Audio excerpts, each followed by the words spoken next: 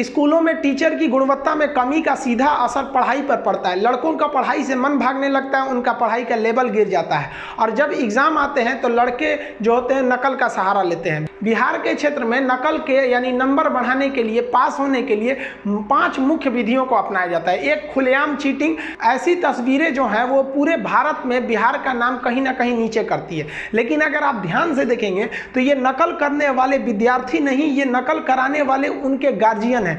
Guardian को भी शर्म करना चाहिए कि अगर आप इतनी मेहनत करके 3 मंजिला पे चढ़ के जान हथेली पे रख के अगर आप अपने बच्चे को नकल कराते हैं, काश यह ध्यान आप 3-4 महीने पहले भी दिए रहते ना, पढ़ाई के वक्त दिए रहते तो ये नौबत नहीं आई रहती। गवर्नमेंट को भी ऐसे लोगों पर कड़ा से कड़ा एक्शन लेना चाहिए। ऐसे पे तो फायरिंग करवा देना चाहिए। भले 2-4 लोग की जान जाएगी लेकिन पूरे बिहार का स्वाभिमान तो मिट्टी में नहीं मिलेगा। ऐसे गार्जियनों को भी सोचना चाहिए कि क्या कर लेगा आपका लड़का सर्टिफिकेट लेकर जो आप इस तरह से नकल करा रहे हैं। यहाँ पर गार्जियन की भी मानसिकता होनी चाहिए, सुधार करना उसे भी जरूरी है। यह खुद एक आत्मसम्मान का विषय होना चाहिए। ऐसी तस्वीरें कहीं भी उचित नहीं है। बिहार में और समस्या क्या है कि क्वेश्चन ही लीक कर दिया जाता है। एग्जाम से पहले आधा घंटा 1 घंटा पहले व्हाट्सएप पे क्वेश्चन घूमने लगता है। आजकल ये भी बड़ा ट्रेंडिंग में चल रहा है।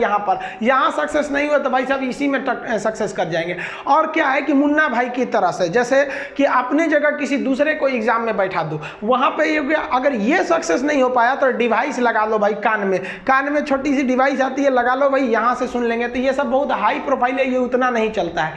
लेकिन एक और चीज चलता है कि भाई हम ना नकल करेंगे, ना हमको पेपर लीक चाहिए, ना हम स्कॉलर बैठाएंगे, ना मशीन से चेक करेंगे। सीधे हमको पता है कि मेरे इंटर या फिर मैट्रिक की कॉपी कहां गई है, वहीं हम पैसा दे देंगे। अब बताइए इसमें बिहार सरकार को, शिक्षा मंत्रालय को क्या जरूरत है बताने की कि हाजीपुर के लड़के का किस कॉलेज की कॉपी दरभंगा के कहां पे चेक हो रही है। आप तो सीधे साधा उसको उत्साह रहे हैं कि आप आओ यहाँ कॉपी चेक हो रही है, तुम यहाँ पैसा दो। तो ये तो पहले बंद करने चाहिए कि लड़का की कॉपी कहाँ गई है ये पता ही नहीं करना चाहिए। एक कॉलेज की कॉपी को आप 2 जगह भी दे सकते हैं कॉपी चेक करने के लिए वहाँ।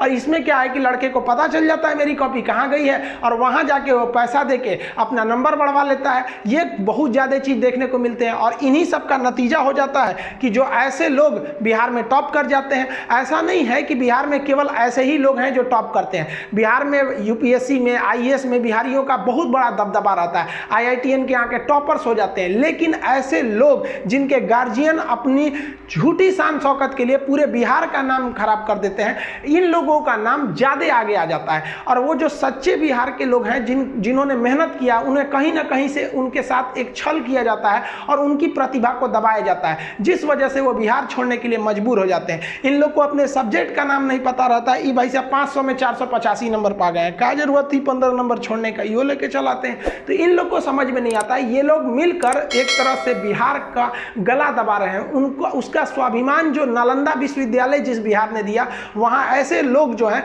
वो चंद पैसों के घमंड में और थोड़े बहुत सोर्स पैरवी से ये टॉप कर जाते हैं। इस पर बिहार सरकार को भी सोचना चाहिए कि शिक्षा मंत्रालय पर सख्ती से नकेल कसा जाए। देखिए बिहार के अगर हायर एजुकेशन की बात करें तो वहां तो और दुर्दशा है। एक भी ऐसी यूनिवर्सिटी आप बिहार में नहीं देखेंगे जो टाइम से चल रही हो और जिसे आप कह सकते हैं कि नहीं हाँ ये इंडिया लेवल की यूनिवर्सिटी है, इसकी तुलना हम Allahabad university, BHU, JNU, Delhi university या एक इंडिया लेवल की यूनिवर्सिटी से आप उसकी तुलना नहीं कर पाएंगे। आप जरा देखिए कि लाखों स्टूडेंट का एग्जाम इंटर और मैट्रिक का बिहार बोर्ड लेती है और ये मई के लास्ट में अपना इंटरनेट पर रिजल्ट शो कर देती है और जून लास्ट तक वो रिजल्ट डिस्ट्रीब्यूट कर देती है, लाखों स्टूडेंट का। लेकिन बिहार की कोई भी यूनिवर्सिटी जो है ऐसा बताए जो ग्रेजुएशन की सर्टिफिकेट को 3 साल में कंप्लीट करके दिया जाए। 5-5 साल में ग्रेजुएशन की सर्टिफिकेट दिया जाता है। जिंदगी बर्बाद करने के लिए जरूरी नहीं कि आप किसी से दिल लगाएं।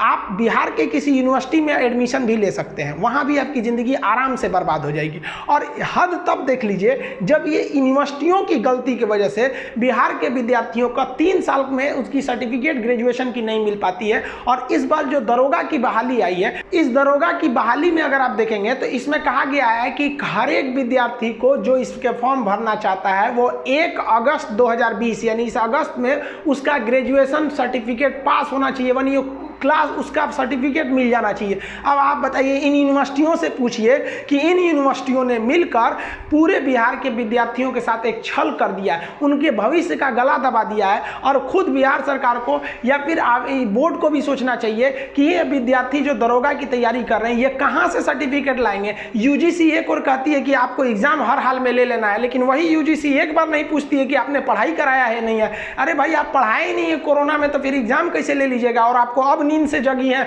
आप लोग यूनिवर्सिटियों को सोचना चाहिए कि इनके वाइस चांसलर की गलती की वजह से यहाँ लाखों लाखों लड़कों का एग्जाम बिहार बोर्ड दे देती है। आप यूनिवर्सिटी में 30-40 हजार लड़के पढ़ते हैं, आप उनका रिजल्ट नहीं दे पाते हैं, तो फिर आप किस लिए बैठे हैं अपने पद पर। आपको कौन अधिकार दे दिया कि बिहार के बच्चों का भविष्य बर्बाद करिए? आपको ये कोई अधिकार नहीं दिया है। अगर आप 3 साल में सर्टिफिकेट दे सकते हैं तब आप यहाँ कहिए कि आप वहाँ पर ग्रेजुएशन सर्टिफिकेट लेंगे। यहाँ पर बिहार सरकार को, नीतीश कुमार को पुनर्विचार करना चाहिए। आप लड़कों के भविष्य के साथ खेल रहे हैं। ये लड़के जो बिहार दरोगा के लिए तैयारी कर रहे थे, घर द्वार छोड़ के पटना में जी जान लगा के तैयारी करते हैं, आप बताइए वो कहां से सर्टिफिकेट लाएंगे? कौन सी यूनिवर्सिटी आपकी दे देगी? आप या तो इनको फॉर्म भरने दीजिए या तो फिर इन यूनिवर्सिटियों के वीसी को आप बुला के सवाल कीजिए कि आपने क्यों किया। आप दोनों चीज एक साथ नहीं कर सकते। यूनिवर्सिटी की गलती की सजा आप विद्यार्थियों को नहीं दे सकते हैं। बिहार सरकार को अपने शिक्षा के लेवल पे कई स्तर पर सुधार करने पड़ेंगे। सबसे पहले तो आप यूनिवर्सिटियों को कैटेगराइज करिए, एक गुड यूनिवर्सिटी, एक बैड यूनिवर्सिटी।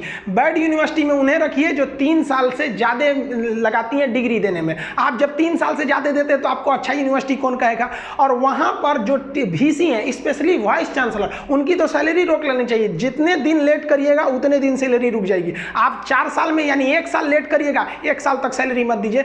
इनको बस चाहिए सैलरी, नेता को चाहिए वोट। जब तक इनकी सैलरी नहीं रुकेगी और जब तक नेताओं का वोट नहीं रुकेगा, कोई सुनने वाला नहीं है। ये लोग मनमानी करते रहते हैं। दूसरा कि जो शिक्षक है, उन शिक्षकों की गुणवत्ता पर भी ध्यान देना चाहिए। जिस तरह से हर साल बच्चों का एग्जाम लिया जाता है, उसी तरह से हर 6 महीने पे टीचर्स का एग्जाम लिया जाना चाहिए कि आप भी उसमें योग्यता है या नहीं। कोई भी चीज आप पढ़ के एक बार आप सेलेक्ट हो जाते हैं, मानते हैं कि आप बहुत अच्छे थे, पढ़ने के वक्त आप टीचर में सेलेक्ट हुए, लेकिन आपने वो जो पढ़ा है उसे रिवीजन में हमेशा रखे हैं कि नहीं है, इसकी भी जांच बराबर होनी चाहिए। तब जाके बच्चों का भविष्य सुधरेगा।